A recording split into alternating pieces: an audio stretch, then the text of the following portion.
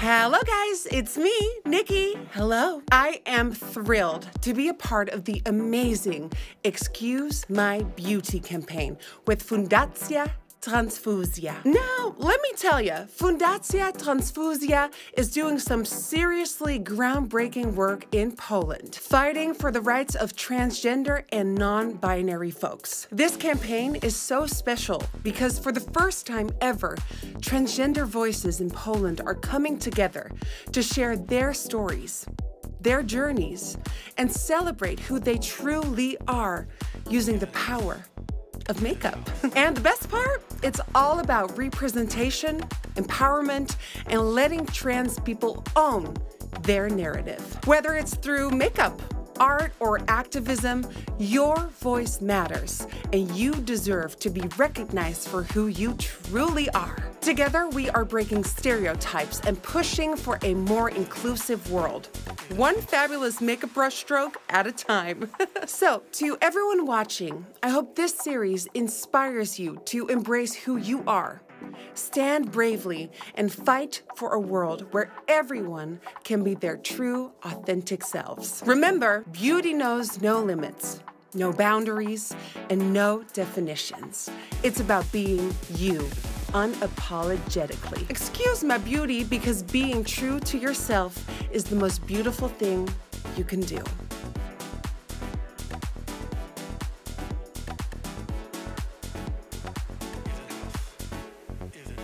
Hej, jestem Grzesiek, jestem niebinarną osobą transmęską i jestem osobą procesującą w Fundacji Transfuzja. Dzień dobry, nazywam się Misia Joachim, jestem artystką sztuk wizualnych, drag queen, aktywistką, ale też przede wszystkim makijażowym freakiem. I będziemy sobie dzisiaj rozmawiać o niebinarności. Byłam tam kiedyś, pyszna kawa. Moje zajęki to jest on, jego, a twoja? Ja jestem trochę za gruba i za stara, więc się nie ograniczam. On, ona, ono, oni, one. Dobrze, Czyli tak naprawdę każdy. To wynika z kilku rzeczy. Po pierwsze, ta moja płciowość jest opowieścią o wielu przestrzeniach, w których się obracam i w których żyłam i w których dorastałam, a po drugie to daje mi też jakby taką pole do wybijania tych szczebelków w normatywnym świecie, że nie możesz dać się zamknąć w tym języku, no bo jak masz się zamknąć, jeżeli sama otwierasz się na wszystko? O, to brzmi bardzo, bardzo ładnie. Ja na razie otwieram się na tyle, że właściwie staram się mówić, jak na przykład staram się normalizować tą żeńską wersję mnogą. Tak więc jak na przykład jestem ja i na przykład moja jakaś osoba znajoma, która się identyfikuje stricte kobiecą, no to na przykład mówię, zrobiłyśmy, poszłyśmy, czy coś takiego, więc ale też staram się trochę w głowie zaczynać używać neutralnych zajęków, więc zobaczymy, jak to wyjdzie kiedyś. Może mi się zajęki jeszcze zmienią. Ja z liczbą mnogą mam tylko problemów na zasadzie komunikacyjnych jeszcze. To znaczy, jeżeli z kimś dobrze się nie znam i ta osoba nie wie, że używam liczby mnogiej, to zawsze są pytania, z kim przyjdziesz, dlaczego jest liczba mnoga. I w ogóle na social mediach to jest najczęściej poruszane pytanie, że oni rozumieją, jak można używać on, ona, ono, ale liczbę mnogą. Ja zawsze mam takie... No nie wiem, jak idziesz grupą, to też używasz liczby mnogiej. No właśnie, więc to wychodzi tak samo przez się. Jak nie wiesz, jakich zajęków użyć, to po pierwsze zawsze można zapytać. Tak. Nikt ci głowy za to nie urwie, a przynajmniej nie powinien, bo to jest normalne pytanie. A po drugie, zawsze to można ominąć w języku polskim. Takie pytania też często się pojawiały, szczególnie kiedy ja zacząłem kręcić materiały na TikToka o niebinarności, że no wszystko spoko, ale jak w ogóle się zająć, jakby wiecie, jak mówić do takich osób? No to po pierwsze normalnie. Z szacunkiem. O nie przesadzajmy już, nie przesadzajmy. Nie przesadzaj, naprawdę, już jakby wystarczy tego, tej propagandy. Nie, no ale poważnie, no jakby to są normalni ludzie, jakby... Tak. Czasami szukamy problemów tam, gdzie ich nie ma. Tak, bo nawet jak się pomyli ktoś, no to przecież mówi się przepraszam, pomyliłem się i pomyliłam się i idzie się dalej. A czym jest właściwie niebinarność? No to jest postrzeganiem płci, swojej płci, która nie mieści się w tych kategoriach męskiej kobiecości. W sensie płeć to nie jest wybór między kobiecością a męskością, tylko to jest szereg zdarzeń, które są wokół, pomiędzy, ale też w tych przestrzeniach. Ja wiem, że to nie brzmi najbardziej intuicyjnie, więc to uproszczę. Niebinarność jest wtedy, kiedy wiesz i czujesz, że nie jesteś ani mężczyzną, ani kobietą. I nic więcej nie musisz tłumaczyć. Tak. I to jest bardzo fajnie w sumie powiedziane, bo ja pamiętam jak kiedyś jeszcze na YouTubie, jak tłumaczyłem różne takie pojęcia i tłumaczyłem w sumie niebinarność jeszcze, kurczę ile to było, 5 lat temu, tłumaczyłem to jako, że no bo wiecie, jest binarnie kobieta i mężczyzna, a niebinarność to wszystko pomiędzy. I teraz już wiem, że to nie było dobre określenie. Ale ja też długo użyłem słowa pomiędzy. Tak. Ale nie intuicyjnie, w sensie, bo w głowie to miałem, wiecie, że tu mamy jakby tą skalę i tu wszystko dookoła, a to pomiędzy jakoś tak ładnie brzmiało. Tak, ale już się dowiedziałem, że to nie jest to nie jest to, bo jak teraz już ja przeszedłem z tej binarności w niebinarność, nagle po prostu bym powiedział, że tak zacząłem jeszcze bardziej zastanawiać nad swoją tożsamością i po prostu uświadomiłem sobie, że jednak to jest odczucie niebinarne, to miałem takie, kurczę, i to nie jest pomiędzy, to jest po prostu tak wszędzie, naokoło tego wszystkiego, więc wtedy bardziej do mnie doszło, jak bardzo niebinarność jest takim spektrum odczuwania, spektrum tożsamości. Ja to w ogóle jestem stary i za moich czasów mówiło się w ogóle inaczej. O. I ja bardzo długo nie lubiłem słowa niebinarność. O, to powiedzieliśmy. No bo jak ja odkrywam swoją nienormatywność płciową, wtedy najpopularniejszym określeniem było genderqueer i jakby skupienie się na tym takim buntowniczym charakterze i pewnego rodzaju przeciwstawieniu się opresji, normatywnym, binarnym postrzeganiu płci. I bardzo długo nie chciałem tego używać. Byłem taki, nie podoba mi się. Niebinarność. Tak, jako słowo, jakby, że ja już miałem słowo i to było super, ale zrozumiałem też coś ważnego wtedy, że to, że ja lubię jakiś sposób mówić i komunikować się, dużo nie zmienia, bo na koniec dnia w komunikacji chodzi o to, żeby ktoś nas zrozumiał. No i się pogodziłem z tą zmianą. Zatem każdy w sumie i tak, podobnie w sumie jak ta tożsamość płciowa, każdy ma jakby swoje własne indywidualne odczucia, więc też każdy mówi o sobie w konkretny sposób. Też znam osoby, które dużo bardziej wolą gender queer albo właśnie samo queer, to jest dla nich takie najlepsze, idealne określenie. No bo to też wiesz, ale ja to też widzę, jak mam znajomych, którzy są w moim wieku, starsi ode mnie i na czym my się wychowywaliśmy i skąd znaliśmy język, bo to też jest super ważne. Wiecie, ja w wieku 9 lat wiedziałem, że coś jest nie tak, że jakby tu się coś nie zgadza, ale dopiero jak poznałem lalkę podobińską lat temu, nie wiem, 15, to ona mi dała język, że w ogóle jak możesz o tym opowiadać, w sensie jakiego języka możesz użyć. I ja byłam taka, aha, czyli ja to nie jestem sama. Czyli w ogóle ktoś tak ma już. W kontekście na przykład mojej tożsamości, bo tak jak powiedziałem, jako niebinarny transmężczyzna ostatnio też po prostu wypuściliśmy fajny sobie filmik na fanpage'u fundacji, też było, o, niebinarny transmężczyzna, to weź się zdecyduj, czy niebinarny, czy transmężczyzna. Mam takie, jejku, czy to jest takie trudne, że po prostu czuję się osobą niebinarną, ale bardziej po prostu po tej części powiedzmy jednak męskiej, przynajmniej ja to tak określam. Więc W tym momencie to jest super i to pasuje. Dokładnie. Tylko, że najważniejsze w tym jest wszystkim to, że to jest moje życie. I ja nie muszę nikogo zadawalać. I ja nie muszę nikomu sprawiać przyjemności, żeby rozumiał. Naprawdę. Nie jesteście zupą pomidorową. Znaczy, ja lubię akurat zupę pomidorową, bo wiem, że niektórzy nie lubią, ale tylko z makaronem. Ja sam byłem osobą, która jak usłyszała niebinarny transmężczyzna, to było nie wiem, z 5-6 lat temu. W ogóle te 5-6 lat temu to ja w ogóle nie uznawałem czegoś takiego jak niebinarność, więc... To bo o tym się w ogóle nie rozmawiało. Wtedy nie, teraz cieszę się, że... W sensie, wiesz, tak naprawdę dopiero my powolutku zaczynamy w narracji opowiadać o tych rzeczach. Tak. Ja przez jakiś czas w ogóle nie wiedziałem, czy się autować jako osoba niebinarna, bo byłem tak bardzo znany jako ten binarny transmężczyzna i w ogóle, że w którymś momencie byłem tak trochę, kurczę, no dobra, kto ma wiedzieć, ten wie, ale to jest w sumie już takie bardzo, bym powiedział... No bo nasze życie jest polityczne. Autowe już, tak. No i coming-outy są też stresujące. Bardzo, więc jak nagle ja jako niebinarny transmężczyzna, no to rzeczywiście zaczynają się kolejne pytania, męczenie o tą, a jak to dokładnie czujesz, o co chodzi. Ale nie trzeba odpowiadać na pytania. To jest pierwsza rzecz. Tak.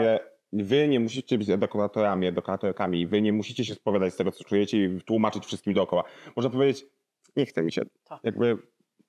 Albo ja też mam takie, że mi jest zbyt ciężko opisać po prostu moją niebinarność słowami. Ja po prostu to czuję i nie umiem tego tak słowami. Ja w ogóle czasem mam tak, najprościej już jak bardziej rozmawiam z kimś ze środowiska, to mówię, że gender fluid. O, kocham to określenie. Też używałem przez lata, ale później przyszło słowo niebinarny. Więc tak, jak chcę komuś coś bardziej tak doprecyzować, to tak, gender fluid spoko, bo u mnie tak, to jest dziwne, nie mogę znaleźć na to nawet słowa, ale nie potrzebuję mieć na to słowa, że dosłownie z binarnego mężczyzny, z binarnej tożsamości męskiej przechodzę do właśnie takiej niebinarności i to jest u mnie ten gender fluid po prostu. Rozumiem. No bo to jest niebinarność. coś zabawnego, co jest tak bardzo normatywne w nienormatywnym postrzeganiu siebie. To znaczy osoby mówią o nienormatywności, ale są wychowywane w normatywnym społeczeństwie, które potrzebuje języka Tak. i potrzebuje bardzo specyficznych definicji, żeby, nie wiem właściwie co do końca, ale wam coś powiem, tajemnicę. Nie ma znaczenia, jak się określamy na koniec dnia. Ważne, żebyśmy się lubili sami ze sobą, z tym, jak się czujemy i żebyśmy jakby mieli, nie tyle, że się nie bali, bo jakby wiemy, gdzie żyjemy, ale żebyśmy mieli poczucie, że mamy wsparcie w tym. Okay. To jest jakby naprawdę super, dużo ważniejsze niż znajdowanie jakby nazwy. Ja wiem, że to często jest potrzebne, bo potrzebujesz poczucia, że nie jesteś sam z tym. Ale na koniec dnia, naprawdę, jeśli nie będziecie sami. Dziwnych ludzi jest mnóstwo na świecie naprawdę. I naprawdę z tego korzystajcie. Właśnie, dziwnych czy queerowych? O, ja lubię słowo dziwnych. Ja lubię w ogóle słowo dziwadła.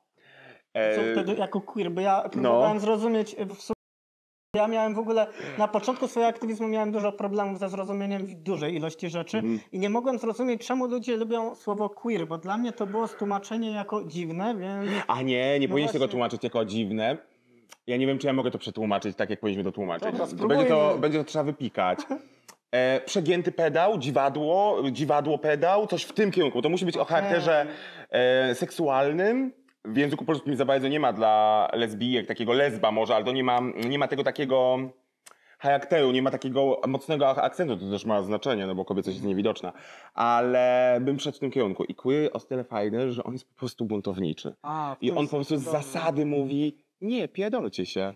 I to nie jest tak, że ja to i tak ugładzam, bo jak macie te teksty z lat 90., czy ten manifest queerowy z Nowego Jorku 90., to one są przepełnione wręcz agresywną niezgodą na zastane. I ta niezgoda jest cudowna. I ja się w ogóle zakochałem w queerze właśnie przez to, że ty wykorzystujesz swój potencjał do tego, żeby pokazać faka światu. Nasza kultura LGBT jest bardzo mocno skorelowana z kulturą LGBT Stanów Zjednoczonych. I tak naprawdę oni nie mieli prawa nigdzie się żyć bezpiecznie. I to też fajnie pokazuje sytuacja, która się działa w czasie epidemii HIV i AIDS w Stanach Zjednoczonych, gdzie ówczesny prezydent Stanów Zjednoczonych ani razu nie wypowiedział tych słów, ani HIV, ani AIDS, mimo tego, że setki tysięcy ludzi umierało. Chwilę przed tym, jak epidemia naprawdę wybucha, takie społeczności esencjonalistyczne, takie bardziej normatywne, mówiły o tym, że musimy pozbywać się osób trans, widoczności, osób nienormatywnych, queerowych, drag queen i tak dalej, dlatego, że one psują nam opinię, a my jesteśmy już w dobrym miejscu. I później wybucha epidemia HIV i AIDS i te nastroje społeczne w ogóle robią się przerażające. Na szczęście jesteśmy w innym miejscu. No ja nie ukrywam, że dla mnie dużą potrzebą jest wiedzieć, skąd ja jestem. I ta ciekawość tego świata i tej historii powoduje, że ja nie dość, że dużo o tym czytam i bardzo dużo rozmawiam z osobami, które robiły rzeczy, to naprawdę kopię i grzebię. Tak, czyli jakby masz tą świadomość, że niebinarność to nie jest wymysł w ciągu 5 lat, albo odkąd powstał TikTok, to że nagle wtedy narodziła się niebinarność. Że no tak bo powiem. ludzie mylą widoczność z o Jezu, słowo mi uciekło. Widoczność z czym? Z wymysłami, z jakimś takim powstawaniem. To, że czegoś nie widziałeś, nie znaczy, że to nie istniało.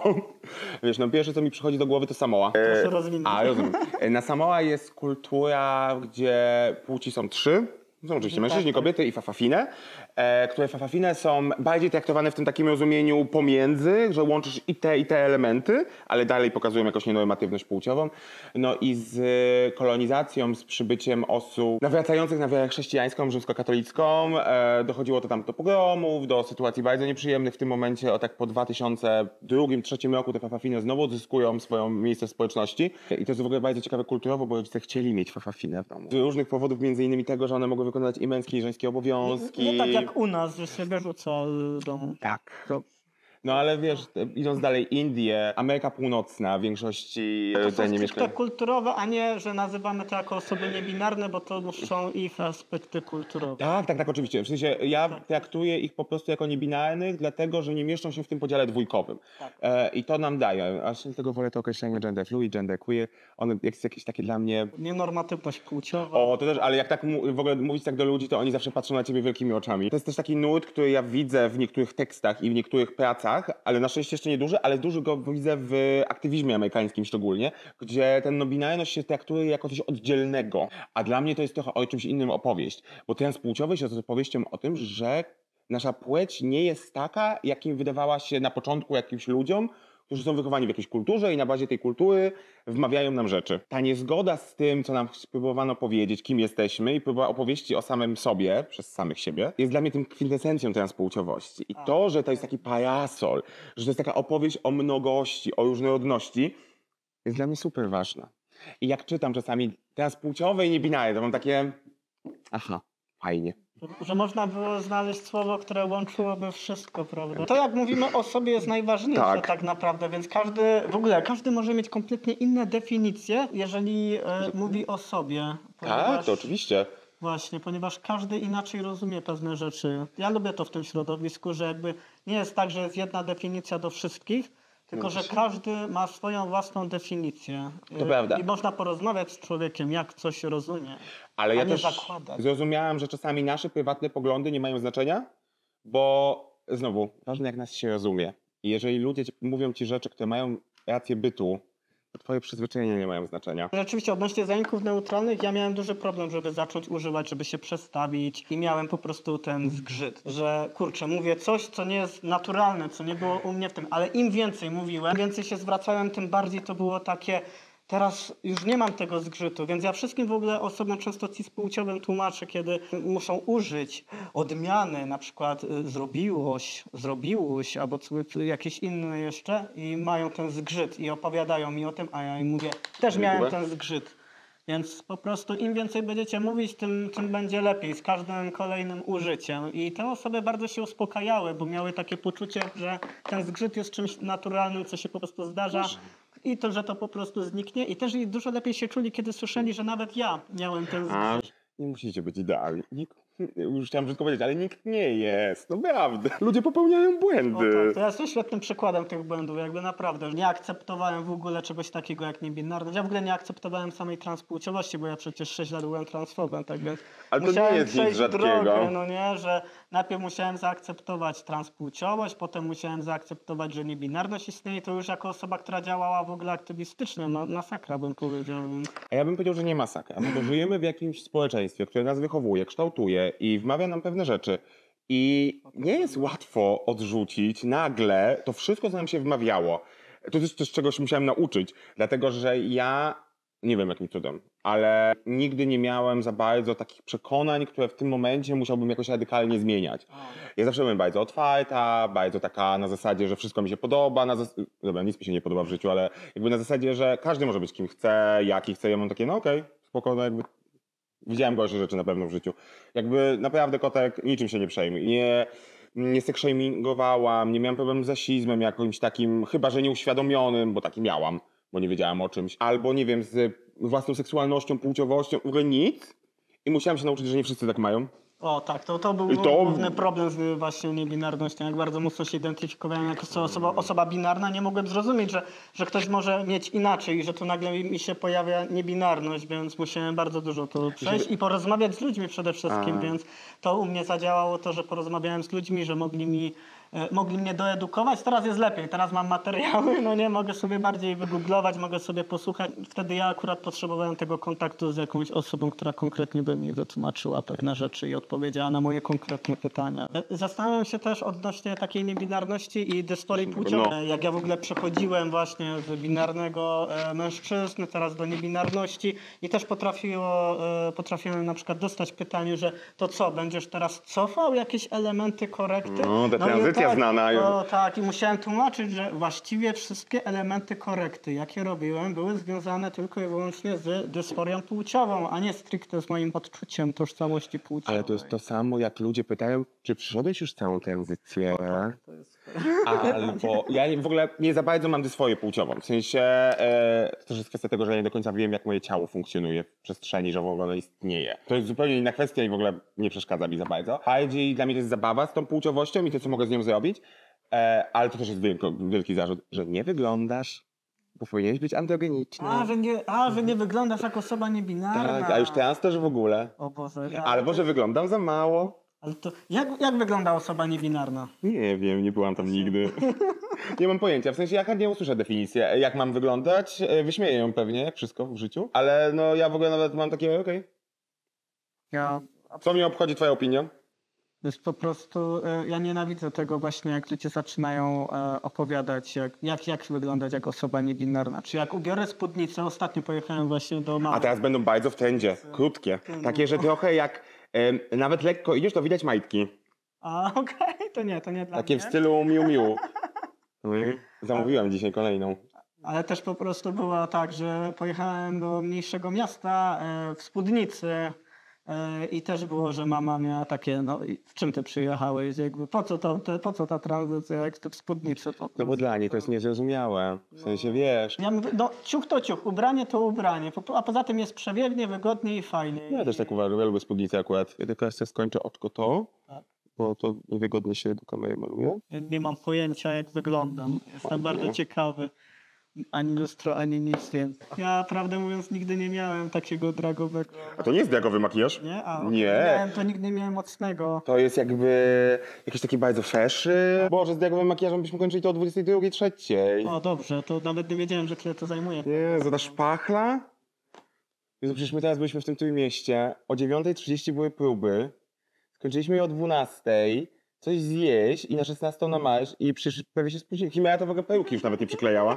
Była taka, nope. Ja chyba nie miałem świadomości, ile taki dragowy makijaż potrafi zająć w takim razie, więc dobrze. Bo ja akurat cosplayowo bardzo dużo. Wiesz, no same, jakby zależy też od tego, czy zakrywasz brwi, czy nie. Ja mam ten przywilej, że nie zawsze muszę, bo ja mam te brwi w takim miejscu, że one wyglądają już jak kobieta samo z siebie. I ja później maluję je w tym samym miejscu, więc jeżeli ja nie robię cienkich brwi typu lata 20, to ja ich w ogóle nie zakrywam.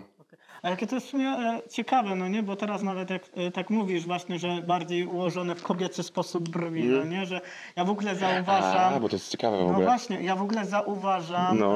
po całym moim otoczeniu, nawet transmężczyźni mają coś takiego, że muszą mieć ten 1,80 m wzrostu. Jak nie mają tego 1,80 m, to po prostu im ja dostałem takim tekstem w ogóle, że jak To co? nie masz 1,80 m, to nawet nie rób tranzycji. Może co masz to To na zrobić? samym początku było, dostałem Większość taki moich tekst. chłopaków było cis i nie mieli 1,80 No m. właśnie, i to zacząłem potem, zacząłem w końcu postrzegać otoczenie wokół i je analizować. I okazało się, że masa mężczyzn, cis mężczyzn w moim otoczeniu albo jest mojego wzrostu, albo jest niższa ode mnie, więc i jakby to nie jest nic złego. A ile ja cis kobiet spotkałem wyższych ode mnie No ale- i wyższych w ogóle takich niesamowicie Cała potężnych magia facetów. polega na tym, że ludzie są różnorodni Tak. i to jest krzywa Gaussa, która ma różnych ludzi. Ja No, zacząłem testosteron w wieku około 26-7 lat, więc no. ale to też Dużo wiesz, rzeczy tak się nie pojawiło, chociaż nawet jabłko Adama, ale na przykład Adam Lambert też nie ma jabłka Adama i to jest dla mnie super. a u mnie go nie widać O, w sumie praktycznie. rzeczywiście też masz. A to tak, tłuszcz no, pewnie. to- Ale ja znam kobiety cispłciowe, które widać jabłko Adama. W sensie ona nie jest aż tak wyraziste, ale widać jakby tak. zgubienie tego. Jakaś jest celebrytka w Polsce, bo była, pamiętam, jakaś drama kiedyś o to, A, że je wytykali pewnie, że że po tobie widać. tak, że jesteś tam, a ona w ogóle nie jest. To jest super, bo jak się oczekuje tego super niebinarnego jakiegoś wyglądu. To masz no być nie? androgeniczny. Androgeniczny, a czym jest to? Mam wrażenie, że jest Kulturowym wykorzystaniem płci, kiedy ktoś nie może cię rozpoznać. To jest, ale ja tak uwielbiam, że dostrzegam tą różnorodność, że po prostu mamy tak różne rysy twarzy. Prowadziłem kiedyś szkolenie z jedną taką psycholożką, jak dobrze pamiętam.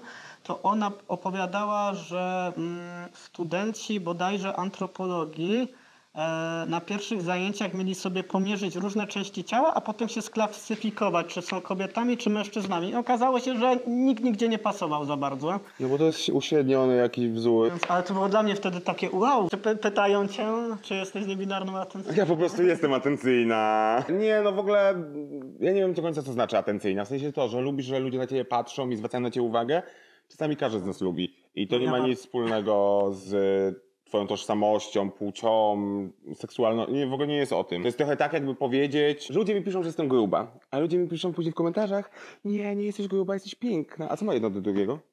Jakby, Jakby czemu to się tak stawia co ma obok, pienik nie? do wiatraka? Herbata nie wyklucza kawy, jak to mówiła moja świętej pamięci babcia. Jakby wiecie, i to jest tak samo z atencją. No, czasami każdy z nas lubi atencję, no bo to jest ciekawe. ale czasami też każdy z nas potrzebuje widoczności i to też jest coś niezrozumiałego, szczególnie dla osób, które są heteroseksualne i cispłciowe, bo nie zdają sobie sprawy, jak bardzo dużo widoczności mają. Pierwsze bajki, które ja kojarzę z postaciami nieheteroseksualnymi, to są przecież jakieś ostatnie 4-5 lat. No to prawda, dopiero od niedawna coś zaczęło. Wiecie, Dragon Prince czy Świnka Peppa, to są jakieś takie wyjątki, a nie reguły. I ja w dzieciństwie nie miałem żadnych wzorców z bajek, gdzie mógłbym się identyfikować. W sensie, że im mniej mamy reprezentacji, tym ciężej jest nam zrozumieć samych siebie po prostu. To tak? jedno, ale dać sobie przestrzeń, bo zrozumieć samego siebie możesz bez tego. Ale pytanie, czy sobie w ogóle na to pozwolisz? Czy w ogóle zrozumiesz, że tego ci brakuje? Dobrze, to już rozumiem, o co chodzi, bo ja w sumie od małego, bo to też tak się mówi, że jak się jest osobą transpłciową, to musisz wiedzieć od małego, że jesteś na pewno transpłciowy. Ja w sumie nie wiedziałem, bo ja nie znałem tego słowa, nie wiedziałem, że tak może być, więc po prostu dostosowywałem się do tego, co mi dano, prawda, po prostu. No ale też... Jak mnie wychowywano, a dopiero później właściwie jak się pojawiły już osoby transpłciowe w mediach, to ja wtedy poznałem słowo transpłciowość, mogłem się nad tym zastanowić. Ale wiesz, jedno jest to, żeby czuć rzeczy, a drugie, żeby je rozumieć. Tak, tak. Jakby, girl, to nie chodzi o płeć, ale w ogóle o rzeczy w życiu. Ile znamy ludzi, którzy widać, że coś jest nie tak, że naprawdę nie jest dobrze, a one będą mówić, że wszystko, i naprawdę będą w to wierzyć, że wszystko jest okej i nie mają uświadomionego tego. No tak. O, pozdrowiłbym tu kilka osób. Dopiero jak bardziej zrozumiałem kwestię niebinarności, to mogłem je przemyśleć i mogłem sam zajrzeć w siebie odnośnie w tym kontekście. No to jest też ważne, no, dać sobie w ogóle przestrzeń na to, żeby pokwestionować siebie. Jeśli nam coś mówi od dziecka, często to nie są nasze poglądy, nasze przekonania, to coś, co jest w nas tłoczone i my się po prostu nie zastanawiamy nad tym, czy to jest prawda, czy na pewno tak jest. I ja takich Czy można inaczej? Tak, No właśnie. ja mam takich przykładów tonę z życia, no na szczęście w większości nie mojego, ale słucham ludzi jednak. Chociaż ja nigdy nie zapomnę pani, która mówiła, że lesbijką się zostaje od tego, że ma się nieudane relacje z mężczyznami. Tak, to typowe. No, Nie, te relacje były nieudane, dlatego że ona była lesbijką, to jakby... Ale to samo się mówi, że transmężczyzną się zostaje, bo się też miało złą relację z ojcem. W sumie to zależy od psychologa, bo to zależy, co sobie myśli. Stop. Kto w tym kraju ma dobrą relację z ojcem? To jest dobre pytanie.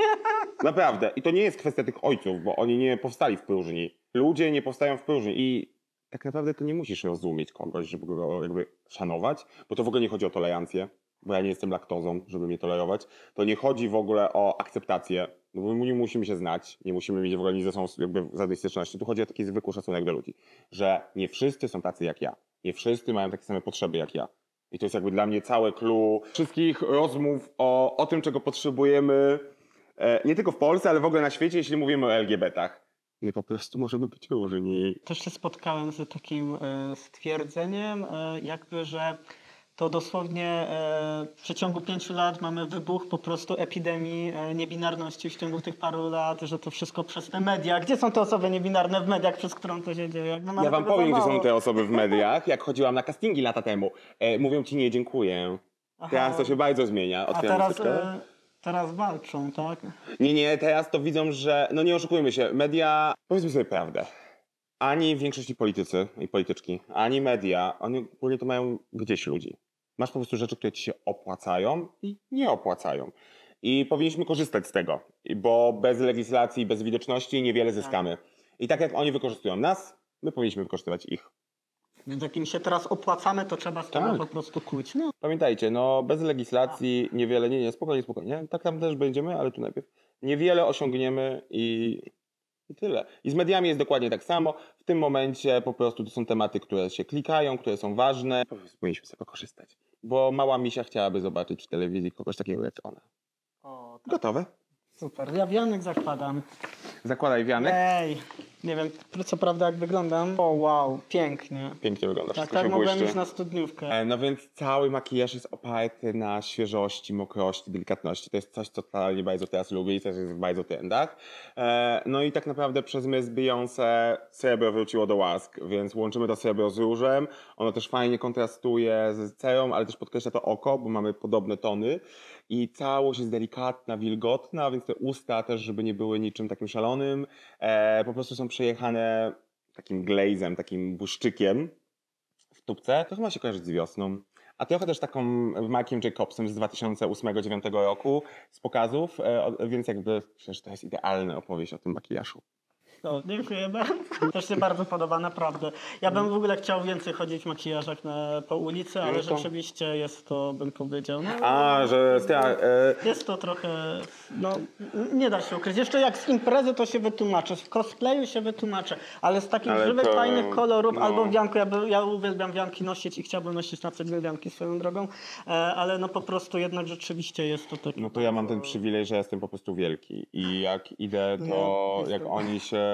Nawet ktoś się do mnie rzuca, to ja się odwracam i to już jest 1,80 m ponad. To już robi swoją robotę. Ponad 100 kg wagi i widać, że ja mogę im zrobić krzywdę. Okej, no to nie, po mnie I to jest przywilej, którego ja sobie uświadomiłem dopiero w pewnym wieku.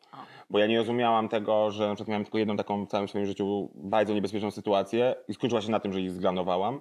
Wtedy chodziłam cały czas w glanach. I że oni nawet jak mnie wyzywają, to nigdy nie wchodzą w interakcję. O, okej, coś takiego. I to jest duży przywilej. Ja z takich, nie przywilejów, odwrotność przywileju miałem sytuację, że ja szedłem akurat tak zwyczajnie ubrany po ciemku ulicą i szła dziewczyna z naprzeciwka i ja sobie wtedy idąc uświadomiłem, ona przeszła na drugą stronę i ja sobie wtedy uświadomiłem, że ona się mnie boi i to było takie najgorsze przeżycie, gdzie jak o niej myślę, to mam po prostu łzy w oczach, że ona się mnie przestraszyła, jak ja idę ulicą i że to jest mój w sumie przywilej, ale to jest coś, co ja straciłem w sumie robiąc tranzycję, że teraz po prostu kobiety się mnie boją na ulicy. Pomimo nie mam może 1,80 m. To nie ma znaczenia. Nie, ale miałem jakby, ja mam dość szerokie bary wbrew pozorom, więc jak jeszcze jakąś kurtkę miałem taką ogromną, no to się... Bardzo dziękuję, że się podoba. Dziękuję bardzo. Jeszcze ci mogę opowiedzieć super po prostu, bo byłem dosłownie, ja byłem na weekend w Warszawie i byłem